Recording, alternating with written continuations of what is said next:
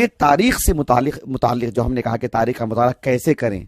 ابھی آپ دیکھیے کہ تاریخ کا مطالعہ کیسے کریں. ہمارے اب دیکھ سکتے ہیں کہ میرے اپنے گھر میں جو تاریخ سے متعلق جو کتابیں کتنی ہیں, کئی درجن ہیں مان لیں. کیسے مطالعہ کریں, کون سی کتاب ہاتھ میں لیں, کس کو پڑھیں, کس کو چھوڑیں, اور کیا تاریخ ایک ہی چیز ہے مطالعہ کرنے کے لیے, دیگر موضوعات نہیں ہیں. تو میں اس کو ہلکا کر کے آپ کو سمجھانا چاہتا ہوں کہ تاریخ کا مطالعہ ہم کو کیسے کرنا چاہیے. ایک نہج, کتابوں کا انبار تو ہے بہت. تو بنیادی طور پر آپ یہ جان لیں کہ تاریخ سے متعلق جتنی بھی ہمارے پاس کتابیں, ہمارے پاس سے مراد میری اپنی ذاتی نہیں بتا رہا ہوں, میں پوری کائنات کے بتا رہا ہوں, جو بھی تاریخ سے متعلق کتابیں ہیں ان میں آپ دیکھیں کہ کچھ مختصر ہیں, کچھ متوسط درجے کی ہیں, اور کچھ جو ہے مطلب بہت ہی مفصل ہیں. ایک بات اس کو ہمیشہ ذہن میں رکھیں, یہ بات ایسی ہے کہ بدیہی بات ہے, واضح بات ہے, لیکن اس کو ذہن میں رکھنا چاہیے. کچھ مختصر ہیں اور کچھ جو ہے متوسط ہیں, کچھ مفصل ہیں. ایک بات سمجھ میں آ گئی آپ کو. دوسری بات, کتابوں کی حد تک بات کر رہا ہوں میں آپ کو. بیشتر کتابیں تاریخ کے حوالے سے ایسی ہیں جس میں ضعیف روایات جاتے ہیں, جس میں ضعیف روایات, من گھڑت باتیں یہ زیادہ ہیں بنسبت صدق سے متعلق جو ہیں, سچی جو روایات ہیں, صحیح جو روایات ہیں. اچھی طرح بات واضح ہو رہی ہے آپ کو, یہ کم ہے. اس کا بھی آپ کو لحاظ کرنا چاہیے, یہ بھی آپ کے ذہن میں ہو. اور تیسری بات جو میں بتانا چاہ رہا ہوں وہ یہ کہ تاریخ پر لکھی گئی کتابیں متنوع ہیں. مطلب کچھ وہ ہیں جو سیاسی اعتبار سے تاریخ پر لکھی گئی ہیں, کچھ وہ ہیں جو شخصیت سے متعلق, رجال سے متعلق, وہ بھی تاریخ کا ایک حصہ ہیں. کچھ وہ ہیں جو جغرافیائی اعتبار سے لکھی جاتی ہیں, علاقائی اعتبار سے. مثال کے طور پر بنگلور کی تاریخ, حیدرآباد کی تاریخ, ممبئی کی تاریخ, مکے کی تاریخ, عرب کی تاریخ, یا جو ہے مطلب آپ سمجھ رہے نا آپ, علاقائی اعتبار سے بلدان جسے ہم کہتے ہیں, تاریخ البلدان, بلدانیات پر جو کتابیں لکھی گئی ہیں وہ بھی ہیں. کبھی کبھار تو ملوک عمرا کی فلاں بادشاہ کی تاریخ, یہ کسی پیریڈ کی تاریخ, کسی دور کی تاریخ. تو گویا کہ آپ جب پڑھتے ہیں اس معاملے کو لے کر کے تو آپ کے دل و دماغ میں بھی یہ بات آ جانی چاہیے, مطلب تنوع آنا چاہیے کہ آپ تاریخ کا فی الحال کون سے حصے کا مطالعہ کرنا چاہ رہے ہیں. تو یہ ضروری ہے. حتیٰ کہ آپ ایک شخصیت کو لے لیتے ہیں, مثال کے طور پر ابو بکر صدیق کی شخصیت کو رضی اللہ عنہ ورضا, ان کو لیتے ہیں تو آپ کو ہر طرح سے پڑھنا پڑے گا. پھر آپ یعنی ایک تو ان کی جو شخصی زندگی ہے, ان کا جو گھرانہ ہے اس کو پڑھنا پڑے گا, ان کی جو اجتماعی اور سماجی زندگی ہے اس کو بھی پڑھنا پڑے گا, اور جو ہے ان کی جو علمی تاریخ ہے وہ بھی پڑھنا پڑے گا, اور اس دور کی جو سیاسی تاریخ ہے وہ بھی پڑھنا پڑے گا آپ کو. یہ سب پڑھیں گے تو پھر شخصیت کو آپ اچھی طرح سمجھ پائیں گے. تو آپ جب ایک تاریخ کا ایک حصہ لیتے ہیں تو اس سے ملی جلی ساری چیزیں آ جاتی ہیں. تو آپ بانٹ کے بھی پڑھیں, پھر اس کو آپ پھیلا کے بھی پڑھیں, ملا کے بھی پڑھیں. اس سے کیا ہوتا ہے کہ معاملہ تھوڑا ہلکا ہو جاتا ہے. نقطہ واضح ہو آپ کو. اس لیے کہ میں نے جو پہلی بات کہی کہ جو صحت و ذوق سے متعلق آپ دیکھیے محدثین نے, اگر ہم 1400 سالہ اسلام کی تاریخ کی بات کرتے ہیں تو محدثین کی لکھی ہوئی کتابوں میں جتنی صحت ہے, جتنا معیار ہے, وہی بہت سارے, میں غیر مسلمین کا چھوڑیے آپ جنہوں نے اسلام کی تاریخ لکھی, غیر مسلمین جو مستشرقین انہوں نے بھی اسلامی تاریخ لکھی ہے, ان کا چھوڑیے. میں خود مسلمانوں کی بات کر رہا ہوں جو محدثین ہوں یا محدثین کے طرز کو اپنا کر کے جنہوں نے تاریخ لکھی مسلمانوں کی, وہ بہت معیاری تاریخ ہے بنسبت جنہوں نے جو ادبا نے لکھا ہے. جو عام طور پر جو لوگ عام مطالعہ کر کے لکھتے ہیں نا, ان میں تو رتب و یابس بہت ہے. ایک مثال دیتا ہوں میں آپ کو, ایک مثال, وقت کی قلت ہے میرے پاس, ایک مثال دیتا ہوں میں آپ کو. آپ سیر و اعلام نبلا اٹھا لو, آپ حافظ ابو عبداللہ الذہبی کی, انہی کی تاریخ الاسلام اٹھا لو آپ. اس میں انہوں نے محدثین کا جو انداز اپنایا ہے صحت و ذوق کا, آپ دنگ رہ جائیں گے. آپ اس کے مقابل کم و بیش انہی کے دور کے, ان سے کچھ پہلے کے یاقوت الحموی کے آپ جو معجم الادبا اٹھا لو. آپ کتنے جلدوں میں ہمارے پاس؟ 20 جلدوں میں, مطلب ایک میں 2 جلدیں ہیں, وہ مطلب 20 جلدوں میں ہیں. تو معجم الادبا میں جو انہوں نے جو تاریخ لکھی ہیں ان کے پاس صحت و ذوق کا جو معیار ہے, ان کے لکھنے کا جو انداز ہے. مثال کے طور پر ایک شاعر ہے, وہ تاریخ لکھے گا, جذبات میں بہہ جائے گا وہ. سمجھ رہے ہیں آپ؟ یہ جو معجم الادبا ہے آپ اٹھا کے آپ پڑھیں, آپ کبھی کبھار تو آپ کو لگے گا کہ مطلب کیا لکھ دیا انہوں نے, کیا بھر دیا اس میں انہوں نے. کبھی بہت اچھی باتیں بھی ہیں, لیکن وہی سیر و اعلام نبلا اٹھا لو. آپ کس حد تک آپ انصاف سے کام لیتے ہیں, آپ کس حد تک جرح کرتے ہیں, کس واقعے کو لیتے ہیں, کس واقعے کو معیار, ایک میزان ہے ان کے پاس, اہل علم کے پاس, اس پر تولتے ہیں, اس کی مناسبت سے لیتے ہیں. آپ تاریخ طبری اٹھا لیجئے, آپ اس میدان کے مطلب سرخیل ہیں, آپ اولیت حاصل ہے آپ کو. ان کی جو کتاب ہے تاریخ الامم والملوک, اس کے مقدمہ بالکل آغاز میں آپ نے لکھا ہے کہ میں نے جو بھی واقعہ میں نے لکھا ہے، جو بھی بات میں نے کہی ہے، میں نے اپنی سند سے بیان کر دی ہے، اور اسانید میں جو رجال ہیں ان سے متعلق کتابیں ہیں، آپ اس میں چھان بین کر لیں، دیکھ لیں اور اس معیار پر لیں، رد کر دیں۔ بات واضح ہوگی آپ کو؟ کتنا آسان سما ملا ہے۔ ایک ایک جو خلل آیا ہے، میں آپ کو ایک مثال دیتا ہوں، اس خلل کی مثال آپ دیکھیں۔ یعنی مسعودی معروف ایک شیعی مورخ، اس نے جو تاریخ لکھی ہے، اس نے جو ہے عثمان بن عفان، ان کا دور خلافت کتنا ہے؟ 12 سال۔ علی بن ابی طالب کا کتنا ہے دور خلافت؟ 4 سے 5 سال۔ اس نے عثمان بن عفان رضی اللہ عنہ اور جو ہے علی بن ابی طالب رضی اللہ عنہ دونوں کی سیرت لکھی ہے اس نے، بحیثیت ایک مورخ کی۔ اس کی ایک شیعہ مورخ ہے، اس کی چال بازی دیکھیں آپ۔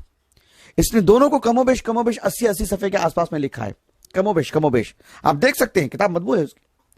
یعنی ایک طرف علی بن ابی طالب 4 سے 5 سال کا دور ہے، 80 صفحے، اور ایک طرف عثمان ابن عفان رضی اللہ عنہ کے 12 سال، اسے بھی 80 صفحے، اور اس میں عثمان ابن عفان رضی اللہ عنہ سے متعلق تو اس نے اتنی من گھڑا تھے، اتنا آپ کی شخصیت کو داغدار کیا ہے اس نے 12 سالہ دور کو 80 صفحے میں پھیلا کر کے، اور علی بن ابی طالب رضی اللہ عنہ کے مناقب سے متعلق اتنا غلو سے کام لیا ہے، اور کہا کہ اس کے لیے تو مجلدات چاہیے، اور وہ 12 سالہ تاریخ کے دور کو اتنا داغدار کیا ہے۔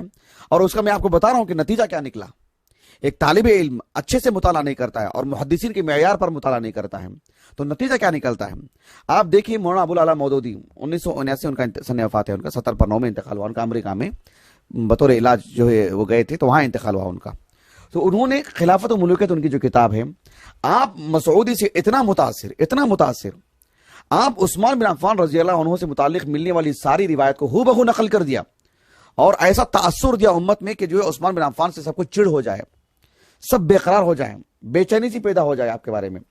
اور وہی رجال، وہی اشخاص علی بن ابی طالب سے متعلق کوئی بات ایسی ویسی خلاف واقعہ بیان کر دیتے ہیں تو پھر اس کو محدثین کے معیار پر تولنا شروع کر دیتے ہیں، نہیں اس میں وہ راوی کذاب ہے، وہ راوی متروک ہے، اور یہ ٹھیک ہے عثمان بن عفان کو تمہیں وہی خبر دے رہا ہے نا، کیسے قبول کر لیا آپ نے؟ تو آپ کے پاس ایک معیار کہیں سے کہیں بدل گیا آپ کا۔ میں آپ کو بتانا چاہ رہا ہوں کہ ایک طالب علم کو کتنے معیار پر مطالعہ کرنا چاہیے، بتا دو گے آپ کو۔ تو یہ بہت اہم چیز ہے، اس سلسلے میں بہت چوکنا رہنے کی ضرورت ہے۔ تو میں نے کہا کہ جو تاریخ کے متعلق رجال، دیکھیے آخری بات جو بتانا چاہ رہا ہوں کہ تاریخ کے مطالعے کے لیے کتب کی کثرت چاہیے، کثرت سے کتابیں چاہیے۔ مثال کے طور پر کسی کے پاس جو ہے مطلب مولانا اکبر نجیب آبادی صاحب کی تاریخ اسلام ہے، وہ سمجھتا ہے کہ میرے پاس تاریخ اسلام پر 3 جلدوں میں کتابیں میں پڑھ لیا ہوں، تو وہ مخلد ہے، وہ جس لے میں لے کے جائیں گے اس میں بہتا ہوا جائے گا، وہ جو بولیں گے وہ سنتا ہوا جائے گا، وہ جو کہیں گے وہی نتیجہ ہوگا اس کے پاس، ہے کہ نہیں بتائیے؟ لیکن اگر ایک طالب علم کو معلوم ہو کہ اکبر نجیب آبادی صاحب جو ہیں 1938 میں انتقال ہوا ان کا، انہوں نے جو جن کتابوں کو رکھ کر کے ترتیب دی ہیں ان کتابوں پر بھی ایک نظر ڈالے، وہ ان کتابوں کو دیکھیں، اس لیے کہ تاریخ کا تعلق کتابوں سے ہے۔ یا تو جو ضرب الامثال ہوتے ہیں، یا تو لوگوں کی جو کہاوتیں ملتی ہیں، یا جو آثار قدیمہ کے طور پر جو باتیں ملتی ہیں، اور ان سب سے بڑھ کر کے کتابیں، تاریخ کے لیے یہی ماں حاصل ہے۔ جتنی مقدار میں آپ کے پاس جتنا تنوع ہوگا آپ کے پاس کتابوں کا، وہی آپ کا ماں حاصل ہے۔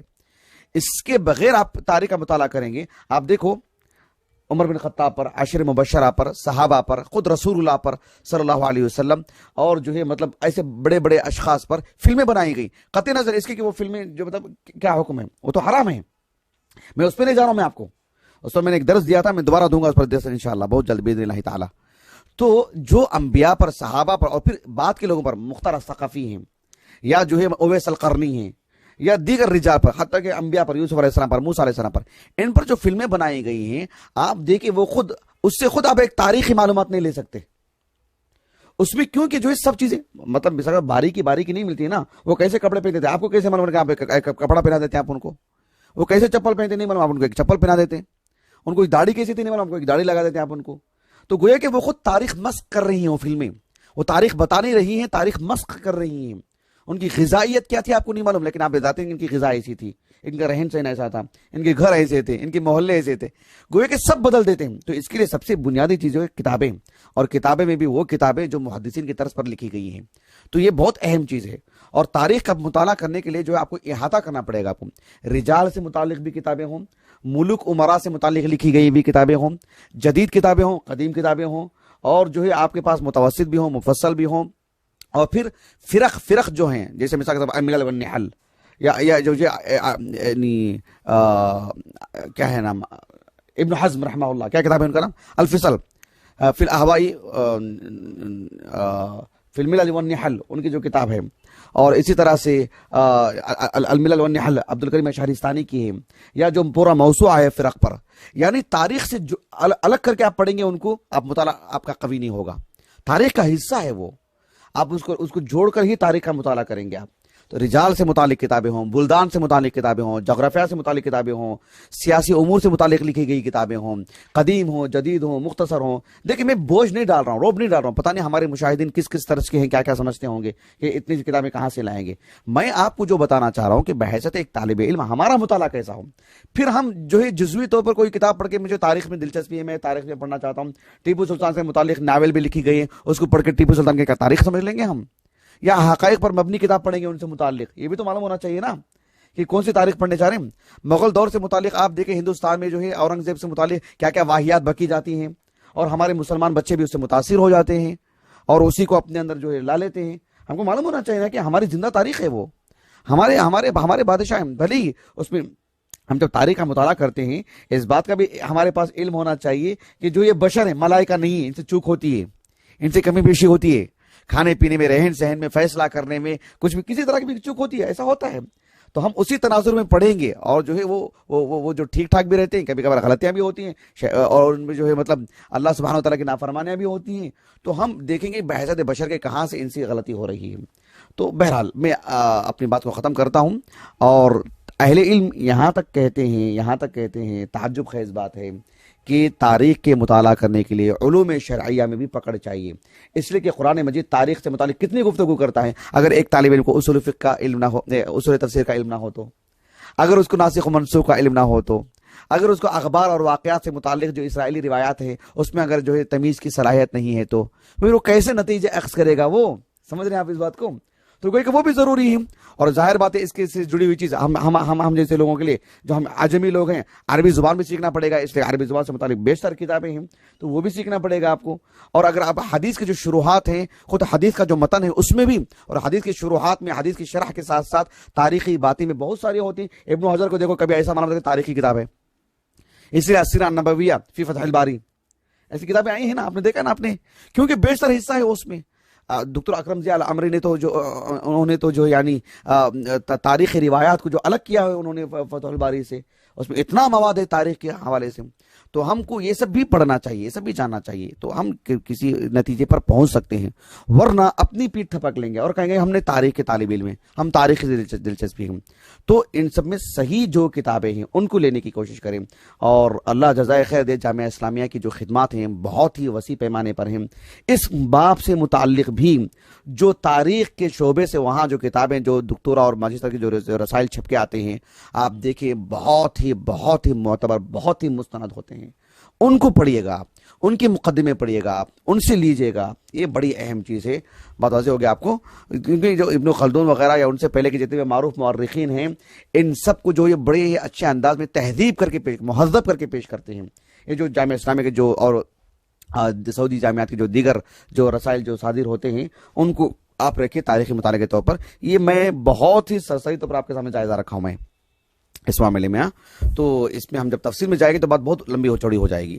تو ایک طالب علم کے لیے کیا نہج ہونا چاہیے، کس طرح کی کتابیں پڑھنی چاہیے، اہداف کیا ہونے چاہیے، میں نے اشارے آپ کے سامنے کیے ہیں. اس کو آپ سامنے رکھیں، اس کو آپ اپنے نہج کے طور پر اختیار کریں، پھر مطالعہ کریں، تو پھر مطالعہ بہت قوی ہوگا. بارک اللہ فیکم جمیعا.